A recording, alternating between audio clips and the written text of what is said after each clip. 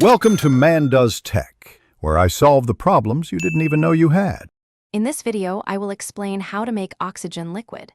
To achieve liquid oxygen, we must cool gaseous oxygen to its boiling point, which is a frigid negative 183 degrees Celsius or negative 297 degrees Fahrenheit.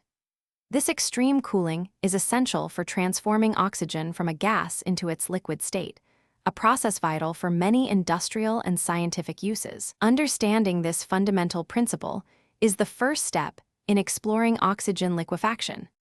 One primary method for liquefying oxygen is the Linde-Hampson cycle. This process involves several key steps. First, oxygen gas is compressed to high pressures, then cooled, and finally allowed to expand rapidly. This expansion causes a significant drop in temperature, known as the Joule-Thomson effect.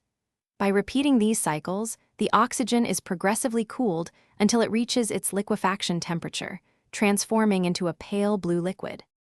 Industrial production of liquid oxygen primarily occurs in large air separation units. These facilities begin by filtering and compressing atmospheric air.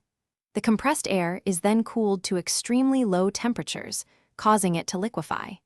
Next, the liquid air undergoes fractional distillation, a process that separates oxygen from other components like nitrogen and argon due to their different boiling points. This yields high-purity liquid oxygen, typically over 99.5% pure. Liquid oxygen has diverse and critical applications. It's a powerful oxidizer, essential for rocket propulsion in space exploration and for supporting life in medical settings. Industrially, it's used in steelmaking and chemical manufacturing. However, due to its extremely low temperature and strong oxidizing properties, handling liquid oxygen demands rigorous safety measures, including specialized cryogenic equipment and thorough training, to prevent severe burns and fire hazards. Thanks for watching. If you found this helpful, don't forget to like and subscribe.